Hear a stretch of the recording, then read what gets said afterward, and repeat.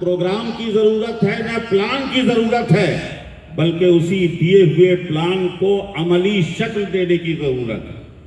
بروئے کار لانے کی ضرورت ہے۔ حاضرین محترم، آج کے حالات کے پس منظر میں جن باتوں کے آپ کے جن باتوں کو دل و دماغ میں اتارنے کی کوشش کرنے جا رہا ہوں، اس کے لیے بڑے پس منظر کو پیش کرنے کی ضرورت ہے، لیکن اللہ تعالیٰ رب العزت ہماری کرم فرمائے اور نالین مصطفیٰ صلی اللہ علیہ وسلم کے صدقے میں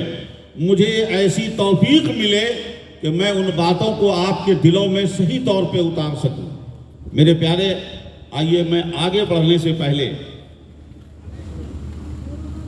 رسول پاک صلی اللہ علیہ وسلم کی ایک حدیث پاک آپ کے ذہن میں اتارتا چلوں۔ آقائے دو جہاں مدنی تاجدار سید عالم صلی اللہ علیہ وسلم نے ارشاد فرمایا کہ یوشک ان تتداعى علیکم الامم کما تتداعى الاکلۃ علی قصعتها۔ آقا فرماتے ہیں قریب ہے وہ زمانہ کہ امتیں، قومیں، جماعتیں تم پر ایسے ٹوٹ پڑیں گی، ایک دوسرے کو بلائیں گی، تمہارے خلاف ایسی پوری امت، پوری قوم، ساری جماعتیں ٹوٹ پڑیں گی، لوگوں کو بلائیں گی تمہاری طرف، جیسے ایک بھوکھا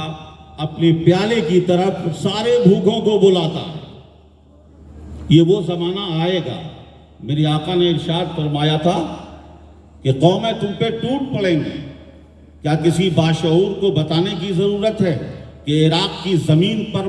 مسلمانوں کے خون، جان، مال، عزت و آبرو کے لیے کیسے دنیا کی قوموں کو بلایا گیا؟ افغانستان کی سرزمین پر مسلمانوں کے خون سے ہولی کھیلنے کے لیے پوری دنیا کو کیسے دعوت دے کر بلایا گیا، جس میں بنام مسلمان بھی شریک ہو گئے۔ رسول پاک صلی اللہ علیہ وسلم نے ارشاد فرمایا تھا کہ دنیا کی قومیں دوسروں کو بلائیں گی، تم پر، تمہارے خلاف بلائیں گی، جیسے بھوکے کھانے کے تشت پر دوسرے بھوکوں کو بلاتے ہیں۔ دنیا نے یہ منظر ابھی حال میں دیکھا، ماضی قریب میں دیکھا، یہ سارا منظر سامنے آ رہا ہے۔ اب تو میں اگر جملہ کہوں تو ایک لفظ میرے ذہن میں آ رہا ہے، ایک جملہ ذہن میں آ رہا ہے کہ یقین جانیے ہمارا حال اس بکرے کی طرح ہے جو پرکٹے پہ رکھ دیا گیا ہے، صرف بوٹیاں بنانے کی دیر ہے، صرف قیمہ بنانے کی دیر ہے۔ میرے پیارے، ان حالات سے ہم گزر رہے ہیں، لیکن یہ باتیں میں آپ کو ڈرانے کے لیے نہیں بول رہا ہوں، بزدل بنانے کے لیے نہیں بول رہا ہوں، آپ کو کم ہمت بنانے، آپ کی ہمتیں توڑنے کے لیے نہیں بول رہا ہوں، بلکہ آپ کی ہمت کو جمع کرنے کے لیے عرض کر رہا ہوں۔ آقا نے فرمایا لوگ ٹوٹ پڑیں گے، جماعتیں تم پر ٹوٹ پڑیں گی۔ تو اس وقت صحابہ نے عرض کیا یا رسول اللہ نحنو قلیل یومئذ، کیا اللہ کے رسول ہم اس دن تھوڑے ہوں گے، ہماری تعداد کم ہوگی؟ آقا نے فرمایا نہیں، تم کثیر یومئذ، تمہاری تعداد اس وقت بہت ہوگی، تعداد بڑی ہوگی،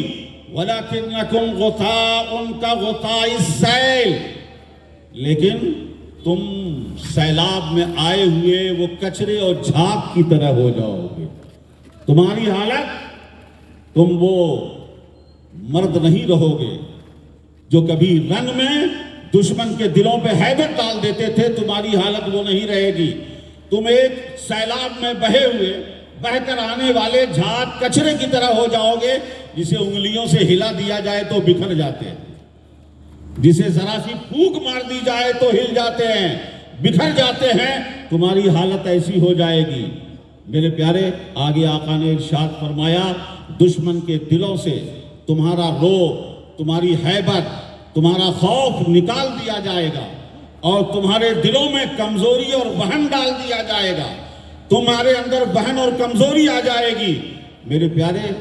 یہ بات آگے چلتی گئی، وہن کیا ہے؟ صحابہ نے عرض کیا یا رسول اللہ یہ وہن کیا ہے، یہ کیسی کمزوری ہمارے دل میں آئے گی؟ کیا اس کس وجہ سے آئے گی؟ تو اللہ کے رسول صلی اللہ علیہ وسلم نے ارشاد فرمایا یہ وہن، یہ کمزوری، حب الدنیا و کراہیت الموت، یہ دنیا کی محبت اور موت سے نفرت، موت سے بھاگنا، موت سے ڈرنا، موت کو ناپسند کرنا۔ یاد رکھنا میرے بھائی، موت کو یاد کرنا اور ہے اور موت سے ڈرنا اور ہے۔ موت کو یاد رکھنا اور ہے تاکہ عمل میں تیزی پیدا ہو، برائیوں سے بچتے رہیں، نافرمانیوں پہ قدغن لگے، اس کے لیے موت کو یاد رکھنا ضروری ہے، لیکن موت سے ڈرنا یہ مومن کی شان نہیں ہے۔ میرے پیارے، میں اسی نقطے پہ آپ کو لانا چاہتا تھا کہ اللہ کے رسول صلی اللہ علیہ وسلم نے دو چیزیں بتائی ہیں کہ اس امت کی تباہی کی بنیاد اس وقت شروع ہو جائے گی جب حب الدنیا اور کراہیت الموت، دنیا کی محبت اور موت سے کو ناپسند کرنا، جب اس کے اندر آ جائے گا، موت کا ڈر، موت سے بھاگنا، موت سے گھبرانا جب یہ پیدا ہو جائے گا تو یہ امت رسوا ہو جائے گی، یہ دوسروں کا لقمہ تر بن جائے گی، جو جس طرح سے چاہے گا اسے ہاتھ تک لے کر چلا جائے گا، اپنے لیے استعمال کرے گا۔ یہ حب دنیا، آج آپ جائزہ لیں، میں اس منزل پہ میں صرف 2-3 باتوں کی طرف توجہ دلاؤں گا۔ میں حقیقت پر اور زمینی حقائق پر گفتگو کرنے کا عادی ہوں کہ ہمیں اپنی حقیقت کا جائزہ لینا ہے۔ آج حب دنیا، میں بلا مبالغہ عرض کرتا ہوں، جس نے مجھے پوری زندگی میں ایک محصور کر کے بے بس کر دیا ہے، وہ میرا وہی جائزہ ہے کہ میں نے جدھر نظر اٹھایا ہر بینر کے پیچھے صرف دنیا ہے، ہر آواز کے پیچھے صرف دنیا ہے، ہر اعلان کے پیچھے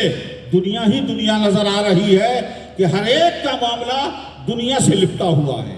دنیا سے تعلق رکھتا ہے۔ میرے پیارے، میں ایک بات کی طرف توجہ دلاؤں، اٹھاؤ کسی بھی سلسلے کے بزرگوں کی تاریخ، اٹھاؤ کسی بھی سلسلے کی اولیاء کی تاریخ اٹھا لو، ایک چھوٹی سی بات پر توجہ دلاتا ہوں آپ کو بات سمجھ میں آ جائے گی۔ خدا کی قسم، میں نے جس ولی کی تاریخ پڑھی، میں نے دیکھا کہ وہ اپنے دورے تکمیل میں جب وہ اپنے آپ میں مصروف ہیں، اپنے لیے مجاہدہ، ریاضت، عبادات، ذکر، اشغال، تحلیات، تخلیات، تحلیات، تصفیہ میں مصروف ہیں، ہمیشہ ہم نے دیکھا کہ وہ لوگوں سے بھاگ رہے ہیں، لوگوں کے آنے سے بیزار ہیں، پریشان ہو رہے ہیں کہ جب لوگوں کو ان کی خوشبو پہنچتی ہے، ان کی ولایت، ان کی بزرگی کی خوشبو پہنچتی ہے تو لوگ جمع ہوتے ہیں اور اللہ کا بندہ ان سے بھاگ رہا ہے، خلوت میں جا رہا ہے۔ لیکن آج دنیا میں نظر اٹھا کے دیکھ لو، وہ بھاگنے والے تھے جو لوگوں سے بھاگے، لیکن جب امر الہی آیا تو لوگوں میں رہ کر لوگوں کے دلوں میں انقلاب پیدا کر دیا، انہوں نے دنیا بدل ڈالی۔ پہلے بھاگے، لیکن جب اللہ کا حکم، رسول اللہ کا حکم آیا تو مجبور ہو کر تحت امر لوگوں میں آئے تو لوگوں کی دنیا بدل دی، علاقے کا علاقہ اسلامی نعروں سے گونج اٹھا، اسلام کی بہار آ گئی۔ ہم نے دیکھا غریب نواز کو دیکھو، حضرت غوث اعظم کو دیکھو، قطب پاک کو دیکھو، بابا فرید کو دیکھو، محبوب الہی کو دیکھو، بندہ نواز کو دیکھو، علیہم الرحمت والرضوان، جن کو دیکھو، جب تک امر الہی نہیں آیا اس وقت تک لوگوں سے بھاگتے رہے۔ میں یہاں پہ آپ کو 2 باتوں کی طرف توجہ دلاؤں گا کہ بھاگتے رہے، لوگ جمع ہو جاتے تو علاقہ چھوڑ دیتے تھے، جگہ چھوڑ دیتے تھے۔ میرے پیارے، یہ وہ تھے جنہیں اللہ نے امت کے لیے،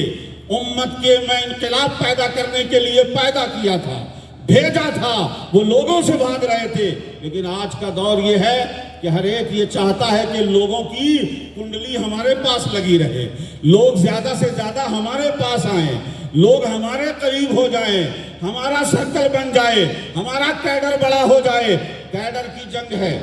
اپنے جماعت بڑھانے کی جنگ ہے، اپنا زمرہ بڑھانے کی جنگ ہے۔ میرے پیارے، اس لیے کہ وہ اولیاء تھے، وہ بزرگان دین تھے، ان کی نظر، ان کا مقصد دنیا نہیں، رضائے الہی تھی یا بندوں کی اصلاح تھی، امت کی خیر خواہی تھی۔ اس لیے ان کا طرز عمل وہ تھا